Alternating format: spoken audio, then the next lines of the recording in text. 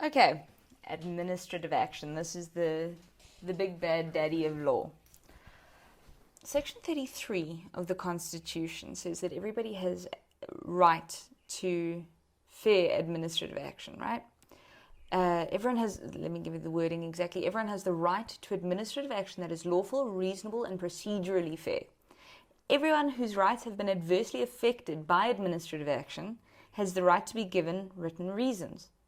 National legislation must give effect to these rights and must provide for a review of administrative action by a court or, where appropriate, independent or impartial tribunal. Impose a duty on the state to give effect to the rights and promote an efficient administration. Okay, so that doesn't really tell you what administrative action is. I'm going to give you the world's quickest lecture on administrative action.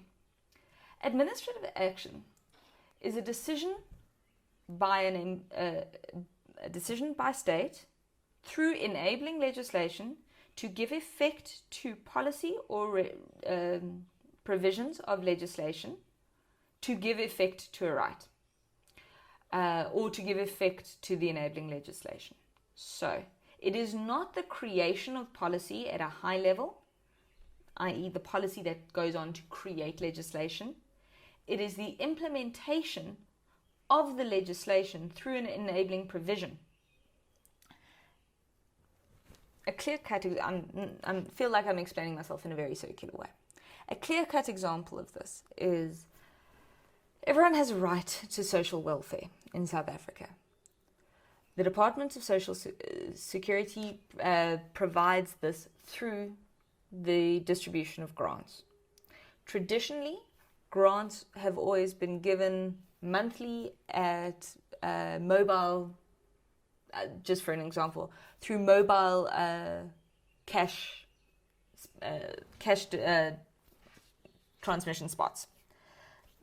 Let's say one day an administrator decides that it would be cheaper and more efficient for all grants to only be paid out through Pick n Pays. There's nothing to do with Pick n Pay. Pick n Pay is fantastic. But let's say that somebody who lives 70, 80, 90 kilometers away from a Pick n Pay cannot pick up their old age grant, their pension grant, because it would be too expensive. And because they have children to take care of. Their right to access social welfare is therefore infringed by the decision to implement the provisions of the enabling legislation in a particular way. Therefore, that person's right to just administrative action, which is lawful and reasonable and procedurally fair, has been infringed. It might be lawful for the administrator to make the decision that all grants be paid out at Pick n Pays and Pick n Pays only, but was that reasonable? It wouldn't be reasonable, and it would, certainly in terms of Pudgell, would not be rational to make it this difficult for people to access social grants, if the enabling legislation is to make it available to people, right? So reasonable is if you can connect the provision to the outcome in any way. Doesn't need to be the most efficient way. Rational is if it is the most efficient. The Promotion of Administrative Justice Act calls for the state to both be reasonable and rational in their implementation. So, administrative action is a really difficult to explain piece of our law, but it's really fun to use, because what you're doing ultimately is challenging the decision of the state in those small spaces where the legislation doesn't give clear steps. It's that lack of clarity area, like my example where everyone has the right to social assistance, social welfare, but receiving it also needs to be possible. Another one is if the Department of Education fails to provide transport to learners, then is their right to access education not completely infringed? And therefore the decision not to provide transport because it's not the Department of Education's problem or what have you, is that not an infringement?